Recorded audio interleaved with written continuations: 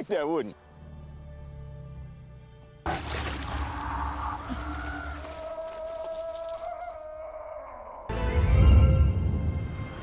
Hi guys, අද මං ඔයාලා වෙනුවෙන් ගෙනාවේ 2016 රිලීස් වුණ Legend of Tarzan කියන මූවි එක. ඉතින් Tarzan කියන්නේ අපි හැමෝම දන්න කියන වීරයෙක් වුණාට මේ කතාව ගොඩක් වෙනස් කතාවක්. මොකද දැන් Tarzan වනාන්තරය අතහැරලා ඇවිත් එක නගරයකයි ජීවත් වෙන්නේ. හැබැයි දවසක් මෙයාට ආරංචි වෙනවා අප්‍රිකාවේ ජීවත් වෙන අහිංසක ගෝත්‍රික මිනිස්සු වහල්ලු කරගෙන එක දියමන්ති ජාවාරමක් කරනවා කියලා. ඊට පස්සේ Tarzan ඒ දියමන්ති ජාවාරම නවත්තන්න අප්‍රිකාවට යනවා. ඒ නිසා ටාසන්ට මොන වගේ ප්‍රශ්න වලට මුහුණ දෙන්න සිද්ධ වෙයිද?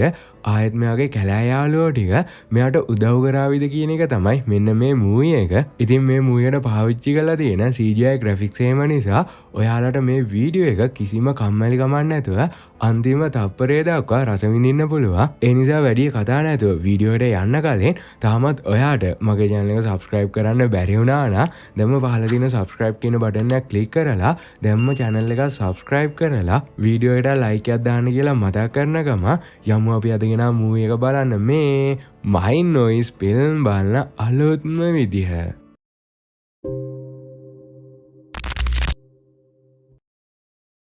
හරි වීඩියෝ එකට යන්න කලින් අපි හැමෝම දන්න කියන ටාසන්ගේ කතාව මං ආයෙත් ඔයාලට මතක් කරලා ඉන්න. එතකොට අපිට මේ කතාව ලේසියෙන්ම තේරුම් ගන්න පුළුවන්. ඉතින් එක නැවුවනතුරකින් ටාසන්ගේ අම්මයි තාත්තයි දෙන්න අප්‍රිකාවේ එක කැලේක හිර වෙනවා. අන්න ඒ වෙලාවේ තමයි මෙයාලට ටාසන්වත් හම්බ වෙන්නේ. හැබැයි ඒ වගේ ලොකු කැලේක බෙහෙත් කරන්න පහසුකමක් නැති නිසා අවාසනාවන්ත විදියට ටාසන්ට එයාගේ අම්මව නැති වෙනවා. ඒ වගේම තමයි මේ වගේ කැලෑවල ගොඩක් භයානක සත්තු ඉන්න නිසා ටාසන්ගේ තාත්තා ගෝරිල්ලෝ රංචුවකට අහු වෙලා එයාගේ කතාවත් ඉවරයක් වෙනවා. හැබැයි තාත්තගේ කතාව ඉවරයක් කරපු ගෝරිල්ලන්ට පුංචි ටාසන්ට මුකුත්ම කරන්න හිත කියන්නේ නැතුව කාලා කියන එක ගෝරිල්ලේ ටාසන්ව හදන්න පටන් ගන්නවා. ඊට පස්සේ ටාසන් හැදී වැඩෙන්නේ මේ ගෝරිල්ලෝ පවුලත් එක්ක. ඉතින් මේ ගෝරිල්ලෝ ටාසන්ට කොයිතරම් ආදරේද කියනවනම් කාලාගේ අනිත් පුතා ටාසන්ට සලකන්නේ තමන්ගේ සහෝදරයෙකුට වගේ. හැබැයි දවසක් ටාසන්ට කූබා ගෝත්‍රිකයෝ ගැන වාර්තාවක් කරන්න ආව ජේන්ව මුණ ගැහෙනවා. දැන් ජේන්ව දැක්ක ටාසන්ට ජේන්ව අමුතු විදියට දැනෙන්න පටන් ගන්නවා. ඒ වෙලාවේ මිනිසුන්ව පේන්න බැරි එක ගෝරිල්ලෙක් ඇවිත් ජේන්ට පහර දෙන්න හදනකොට ටාසන් තමයි ජේන්ව බේරගන්නේ. හැබැයි ඒ නිසා ටාසන්ට ගොඩක් තුවාල වෙනවා. ඒ නිසා ජේන් මෙයාට බෙහෙත් කරන්න මෙයාව ඉක්මනින්ම එක්කන් යන්නේ අර කූබා ගෝත්‍රිකයෝ ළඟට. ඊට පස්සේ තමයි ටාසන් මේ හැමදේම දාලා ජේන් එක ලන්ඩන් වලට යන්නේ. දැන් මෙතනින් එහාට මොන වගේ දෙයක්ද උනේ කියන එක තමයි මෙන්න මේ මූවි එක. එහෙනම් අපි යමු මූවි එකට. කතාව පටන් ගන්නකොටම බෑග්ග්‍රවුන්ඩ් වොයිස් එකකින් අපිට කියනවා බෙල්ජියම් රජතුමා තමන්ගේ හමුදාවටවත් ගෙවා ගන්න බැරි විදියට ණය වුණ නිසා එයාගේ විශ්වාසවන්තම ජෙනරාල් කෙනෙක් වෙච්ච රොම්ව කොංගෝ වනාන්තරයට යවනවා. ඒ වනාන්තරයේ හැංගිලා තියෙන දියමන්ති අරන් එන්න. දැන් කතාවේ මුලදී කිව්වා වගේ ජෙනරාල් රොම් ඕපාර් කියලා නගරයක් හොයාගෙන කැලේට ඇවිත් දැන් දවස් කිහිපයක්ම ගත වෙලා ඒ වගේම මෙයාලා හොයන් ආව අර ඕපාර් නගරයත් මෙයාලට හම්බ වෙනවා. හැබැයි මේ නගරේ තමයි මුඹංගා කියලා භයානක ගෝත්‍රික කණ්ඩායමකුත් ජීවත් වෙන්නේ. දැන් මේ ගෝත්‍රික කණ්ඩායම ඉන්නවා කියලා දැනුණා විතරයි මෙයාලා හතර වටේටම වෙඩි තියන්න පටන් ගන්නවා. ඉතින් මෙයාලගේ තුවක්කු උන්නත් එක්ක ඊතල වලට හැප්පෙන්න බැරි වුණ නිසා අන්තිමේටම ගෝත්‍රික කණ්ඩායමට මැරෙන්නයි වෙන්නේ. ඒ නිසා ඉතින් මෙයාලත් මේ වැඩේ ලේසියි කියලා හිතාගෙන අඩි දෙක තුනක් ඉස්සරහට යනකොට ඔන්න මුළු ගෝත්‍රික කණ්ඩායමම මෙයාලව වට කරගෙන ඒත් එක්කම මෙයාලගේ පැත්තට ආව ඊතල වැස්සෙන් මෙතන ඉන්න හැමෝටම මැරෙන්නයි වෙන්නේ. හැබැයි අන්තිමේටම ජෙනරාල් විතරක් ඉතුරු වෙලා. ඒ නිසා ගෝත්‍රික කණ්ඩායමේ නායකයා මෙයා ළඟට එනවා. මෙයාගේ නම මොබංගා. දැන් ජෙනරාල් රොම් මං ඔයාව තමයි හොයන් ආවේ කියලා කියනකොට මොබංගා දියමන්ති වගේ පෙන්නලා අහනවා ඔයා මේ දේවල් ගන්න නේද ආවේ කියලා. ඒ වෙලාවේ ජෙනරාලොත් ඔව් කියලා කිව්වට පස්සේ මොබංගා මෙයාගෙන් අහන්නේ ඔයාට මේ දේවල් ඕන නම් මං වෙනුවෙන් මොනවද කරන්න කියලා.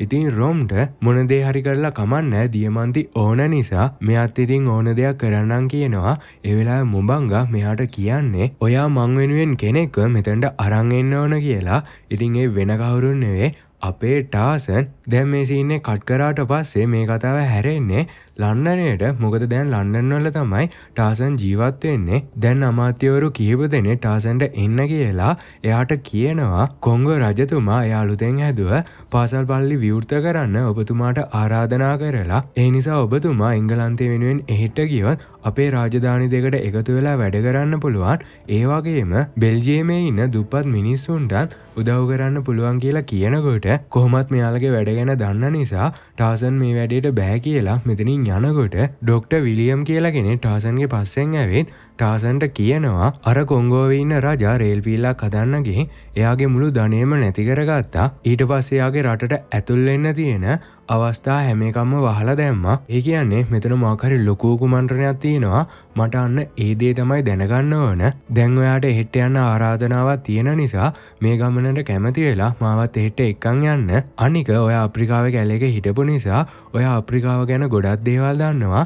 ඒ නිසා කොංගෝ වල මොකක් හරි ප්‍රශ්නයක් තියෙනවා නම් අපිට ඒ ප්‍රශ්නේ මුළු ලෝකෙටම කියන්න පුළුවන් කියලා කියනකොට කොහොම හරි අන්තිමේටම ටාසන් මේ ගමන යන්න කැමති වෙනවා. දැන් මේ ගමන ගැන මෙයාගේ නෝනා ජේන්ට ගිහින් කිව්වට පස්සේ එයා ඉක්මනින්ම බඩු ටික ලෑස්ති කරගන්නවා මේ ගමන යන්න. මොකද මෙයාලා අප්‍රිකාවට ගිහින් දැනට අවුරුදු 8ක් වෙනවා. හැබැයි ටාසන් ජේන්ට මේ ගමන යන්න එන්න එපා කියනවා. මොකද මෙයා ගොඩක් බය වෙලා ඉන්නේ මේ ගමනේදී ජේන්ට මොකක් හරි ප්‍රශ්නයක් වෙයි කියලා. හැබැයි ජේන් කියන්නේත් අප්‍රිකාවේ හැදුන වැඩුණ කෙනෙක් නිසා නෑ මට කිසිම ප්‍රශ්නයක් වෙන්නේ නෑ. මට පුළුවන් මේ මාව බලා ගන්න කියලා. ටාසන්ට මේ දේවල් තීරුම් කරන්න හදනකොට ටාසන්ට ටිකක් කේන්ති ගිහින් මෙයා මෙතනින් යන්න යනවා.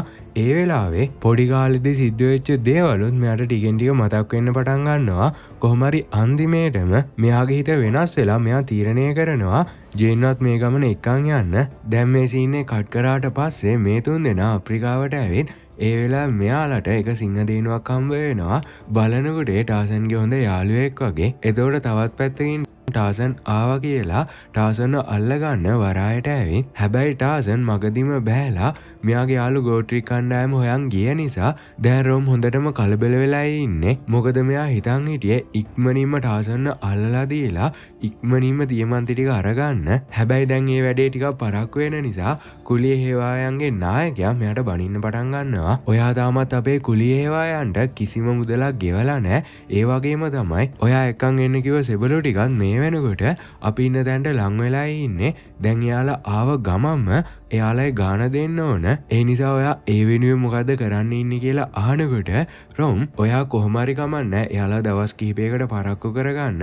ඒ ඇතුළත මං ටාසන්ව අල්ලගන්නම් කියලා මෙයාට එක දියමන්තියකුත් දීලා ටාසන්ව අල්ලගන්න යනවා. එතකොට ටාසන් අර කූබා ගෝත්‍රික කණ්ඩායම ළඟට ගිහින් දැන් ඒ කණ්ඩායමේ ඉන්න අය ජේන්වයි ටාසන්වයි දැක්ක විතරයි එයාලට මාර සතුටක් තියෙන්නේ. ඉතින් මේ මිනිස්සු ටාසන්ටයි ජේන්ටයි කොයිතරම් ආදරේද කියනවනම් ඒ කාලේ ජේන් ජීවත් වෙච්ච ගෙදරට තාම මුකුත් වෙන්න නොදී බලාගෙන ඒ නිසා ඉතින් මේ පාරත් මේ දෙන්න මේ ගෙදරම නවතින්න තීරණය කරනවා. දැන් එදා රෑ ජේනුයි ටාසනුයි ආව නිසා ගමේ ඉන්න හැමෝම ගිනි මැලයකුත් ගහගෙන සින්දු කිය මේ සතුට සමරන්න පටන්ගෙන ඒ වෙලාවට ටාසන් ගමේ ආරක්ෂාවට ගොඩක් අය හිටගෙන ඉන්න නිසා මේ ගැන කූබා නායකයාගෙන් අහනකොට එයා ටාසන්ට කියන්නේ මේ තත්ත්වය දැන් ගොඩක් වෙනස් වෙලායි තියෙන්නේ. මොකද දකුණෙන් එන වහල් වෙලෙන්ද අපේ මිනිස්සුන්ව අල්ලන් යනවා කියලා. ඊට පස්සේ මෙයාලා හැමෝම නිදාගන්න යනවා. ඔන්න ඒ වෙලාවේ රොම් එයාගේ කට්ටියත් එක්කන් කූබා ගමට ඇවිත් හැමෝම අල්ලගෙන ඊට පස්සේ මෙයා කූබා නායකයාටත් දන ගහලා මෙයාට යටත් වෙන්න කියනවා.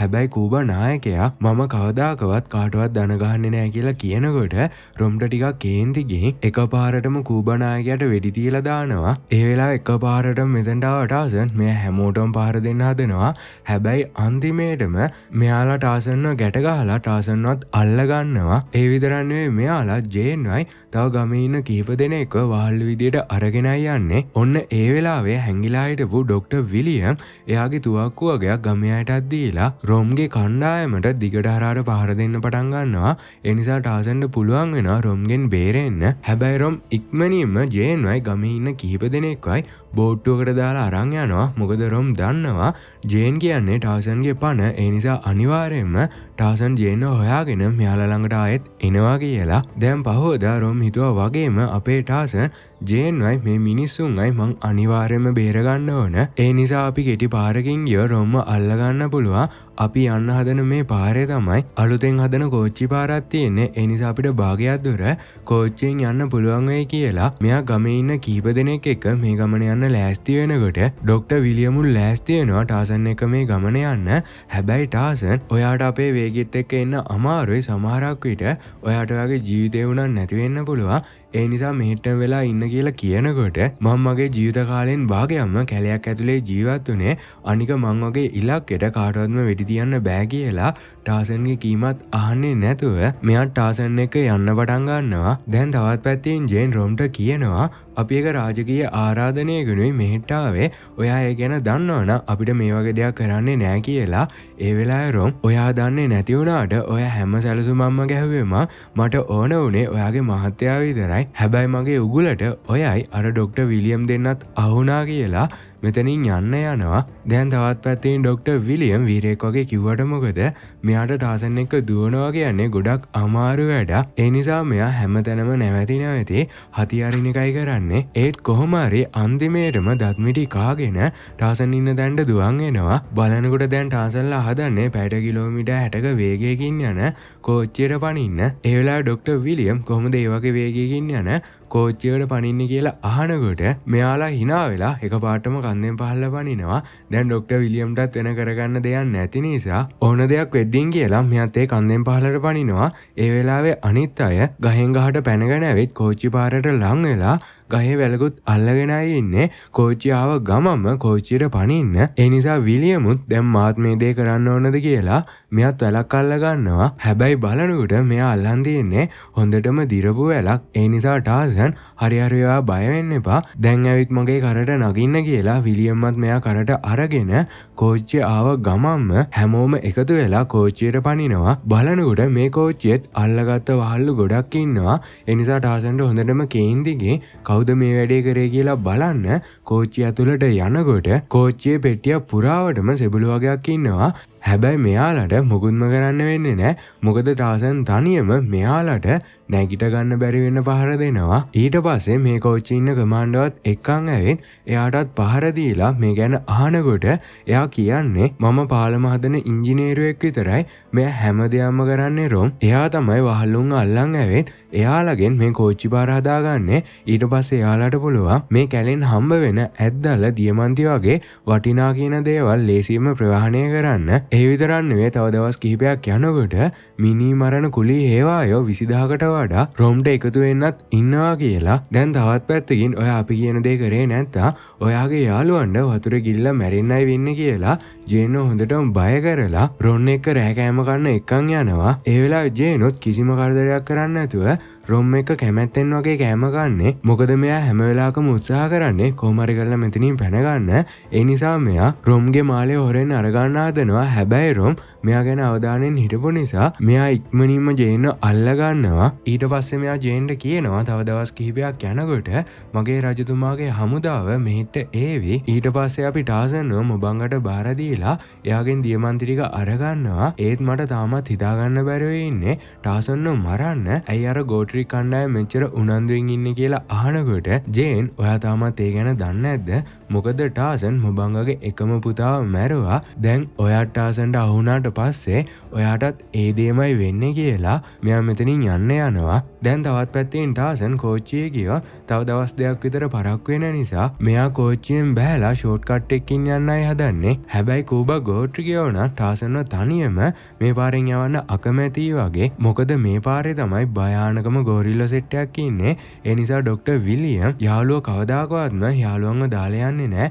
හැබැයි මේ ගමනේදී අපි දෙන්න මැරුණොත් මෙන්න මේ සාක්ෂි ටික ලන්ඩන් වලට යවන්න කියලා මෙයාලා ගමන පටන් ගන්නවා. හැබැයි ටිකක් දුර යනකොට විලියම්ට හොඳටම අමාරු වෙලා ඒ නිසා මෙයා එතනින් යන පැස්බරෙක්ගේ පිටේ නගිමුද කියලා අහනකොට ටාසන් ඔයාට ඔයාගේ ජීවිතය ගැන ආදරයක් තියෙනවා නම් පාඩුවේ යමු කියලා මෙයාලා එතන තියෙන කැලේකට යනවා. බලනකොට මේ කැලේ තමයි අර භයානක ගෝරිල්ලා සෙට් එක ඉන්නේ. ඉතින් මේ ඉන්න ගෝරිල්ලන්ගේ නායකයා වෙන කවුරුන් නෙවෙයි ටාසන්ගේ සහෝදරයා. ඒ කියන්නේ ටාසන්ව පොඩි කාලේදී හදා වඩාගත්ත අර කාලා කියන ගෝරිල්ලාගේ එකම පුතා. හැබැයි ටාසන් මෙයාලව දාලා ගිය නිසා දැන් මේ ගෝරිල්ලා ටාසන් එක ටිකක් කේන්තියෙනුයි ඉන්නේ.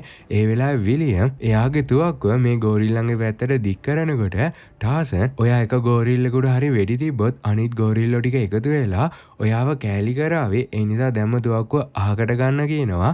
ඒ නිසා විලියම් හරියනම් දැන් අපි කොහොමද මෙයාලගෙන් බේරෙන්නේ කියලා අහනකොට මං දැන් මගේ සහෝදරයා එක්ක සටන් කරන්නයි යන්නේ. හැබැයි කොහිමෝතකවත් ඔයා ඒ මැදට පනින්න එපා කියලා ටාසන් මෙයාගේ සහෝදරයා වෙච්ච අකූට් එක්ක ගහගන්න පටන් ගන්නවා. දැන් ටාසන් මෙයාත් එක්ක කොච්චර හොඳට සටන් කරත් අකූට් කියන්නේ ටාසන්ට වඩා ශක්තිමත් කෙනෙක් නිසා මෙයා ටාසන්ට හොඳටම ගහලා දාලා අන්තිමේට මෙයාගේ පිටත් හපනවා. ඊට පස්සේ මෙයා ඩොක්ටර් විලියම් ළඟට යනකොට මෙයා හොඳටම බය වෙලා මොකද්ද කරන්න කියලා හිතා ගන්න බැරුවයි ඉන්නේ.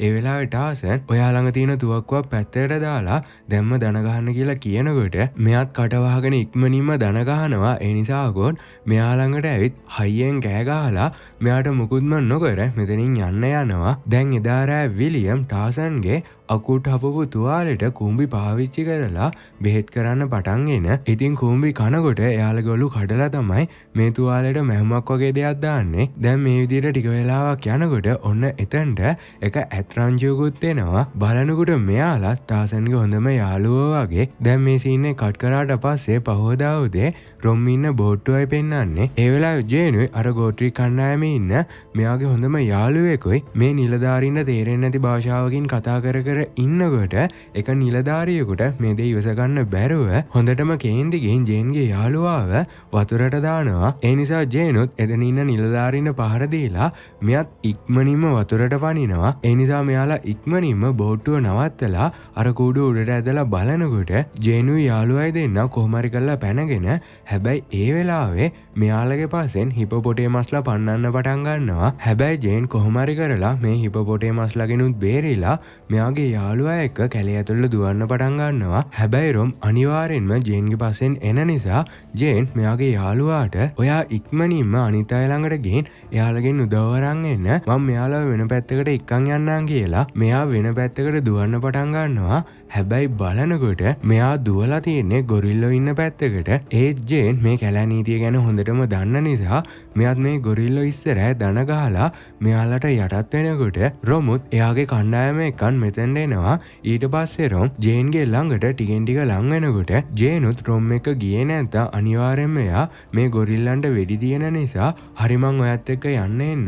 හැබැයි ඔයා මේ සත්තුන්ට කරදර කරන්න හොඳ නෑ කියලා මෙයා රොම් එක යන්න පටන් ගන්නවා. හැබැයි රොම් ජේන්ව අල්ලගත්ත විතරයි රොම්ගේ කට්ටිය මෙතන ඉන්න ගොරිල්ලන්ට වෙඩි දියන්න පටන් ගන්නවා. දැන් මේ ගොරිල්ලෝ කෑ ගහන සද්දේ ටාසන්ටත් ඇහිලා මෙයා ඉක්මනින්ම ඒ පැත්තට යන්න පටන් ගන්නවා. ඒ වෙලාවේ ටාසන්ගේ සහෝදරයා වෙච්ච අකූටත් හොඳටම කේන්ති ගිහින් එයත් එතනට ඇවිත් ඒ නිසා ටාසනුයි අකූටුයි දෙන්න එකතු වෙලා මෙතනට ආව කණ්ඩායමට හැංගිලා පහර දීලා එයාලා කතාව සම්පූර්ණයෙන්ම ඉවරයක් කරලා දානවා. හැබැයි රොම් ජේන්ව අල්ලගෙන මොබංගා ඉන්න තැනට එක්කන් ගිහින් ඔන්න ඒ වෙලාවේ තමයි මොබංගා ටාසන්ගෙන් පලිගන්න හදන කාරණාව අපිට පෙන්වන්න පටන් ගන්නෙ. දවසක් මොබංගාගේ පුතා දඩයම් කරන්න කැලේට ඇවිත් මෙයා දඩයම් කරන්නේ ටාසන්ගේ අම්මා වෙච්ච කාලාව. ඒ නිසා ටාසන්ට මේ කේන්ති ඉවස ගන්න බැරුව මෙයා ඒ වෙලාවෙම මොබංගාගේ පුතාගේ කතාව ඉවරයක් කරලා දානවා. ඊට පස්සේ තමයි මොබංගා තීරණය කරන්නේ ටාසන්ගෙන් පලිගන්න ඕන කියලා. දැන් ටාසන් ජේන්ව බේරගන්න මොබංගා ඉන්න තැනට ඇවිත් හැබැයි රොම් මොබංගාගෙන් දියමන්ති ටිකත් අරගෙන මෙයා ජේන් එක ඉක්මනින්ම මෙතනින් පැන ගන්නවා. දැන් මොබංගාගේ කණ්ඩායම ටාසන්ට දිගට හරහාට පහර දෙන්න පටන් ගන්නවා. හැබැයි ටාසනෝ මෙයාලට යටත් වෙන්නේ නැතුව මෙයත් හැමෝටම පහර දෙනවා. ඒ වෙලාවේ මොබංගත් මෙතනට ඇවිත් මං උඹෙන් පලිය ගන්නවා කියලා මෙයා ටාසන්ට පහර දෙන්න පටන් ගන්නවා. ඒ වෙලාවේ ටාසන් මං ඔයාගේ හතුරෙන් නෙවෙයි අර රොම් තමයි අපිට ඉන්න එකම හතුරා. ඔයාලා ඉන්න තැන දියමන්ති තියෙන නිසා ඔයාලා දීපු දියමන්ති වලින් දැන් එයා ලොකු සේනාවක් එක්කන් ඇවිත් මෙතන තියෙන දියමන්ති ඔක්කොම ගන්නයි හදන්නේ. ඒ නිසා අපි ආව ඉක්මනින්ම නවත්තන්න ඕන කියලා කියනකොට මොබංගා මේ කිසිම දෙයක් තේරුම් ගන්න නැතුව කාටවත්ම බෑ මේ අපිව යටත් කරගන්න කියලා මෙයා ටාසන්ට දිගට හරහාට පහර දෙන්න පටන් ගන්නවා. ඒ නිසා ටාසන්ටත් වෙන කරගන්න කිසිම දෙයක් නැතුව මෙයා මොබංගව අල්ලගෙන එයාගේ බෙල්ලට පිහියක් තියලා එදා ඔයාගේ පුතා මගේ අම්මව මරපු වෙලාවේ මට ගොඩක් කේන්ති ගියා. ඒ නිසායි මට කරන දේ හිතා ගන්න බැරුව මං ඔයාගේ පුතාව මැරුවේ. හැබැයි දැන් මං ඒ ගැන ගොඩක් පසුතැවෙනවා. ඒ නිසා මට සමා වෙන්න කියලා කියනකොට ටාසන්ගේ සහෝදරයා ගොඩ ටාසන්ව බේරගන්න එයාගේ කණ්ඩායමම එක්කන් ඇවිත් දැන් හැංගිලා හිටපු ඩොක්ටර් විලියමුත් මෙතනට ඇවිත් මොබංගට රොම් තමයි නියම හතුරා අපි දැම්ම එයාව නවත්තන්න ඕන. නැත්තම් ඔයාලා වගේ જાතියක් හිටියද කියලා හොයාගන්න බැරි වෙන්න ඔයාලගේ කතාව සම්පූර්ණයෙන්ම ඉවරයක් කරලා දාවි කියලා කියනකොට මොබංගටත් මේ කතාව ටිකෙන් ටික තේරෙන්න පටන්ගෙන මෙයාලට මෙතනින් යන්න දෙනවා. ඒ නිසා මේ දෙන්න ඉක්මනින්ම රොම් ඉන්න තැනට ගිහින් බලනකොට රොම්ගේ සෙබළු 1000ක් වගේම තව කුලී හේවායෝ 20000ක් නැව්වලින් මෙයාලට එකතු වෙන්නයි ඉන්නේ. ඒ නිසා ඩොක්ටර් විලියම් අපි ඉක්මනින්ම මේ දෙයට මොකක් හරි දෙයක් කරන්න ඕන කියලා කියනකොට ටාසන් මම මගේ යාළුවන්ව එක්කන් එන්නම් කියලා මෙයා මෙතනින් යන්න යනවා. දැන් විලියම්ට හිතා ගන්න බෑ කවුද ඒ යාළුවා කියලා.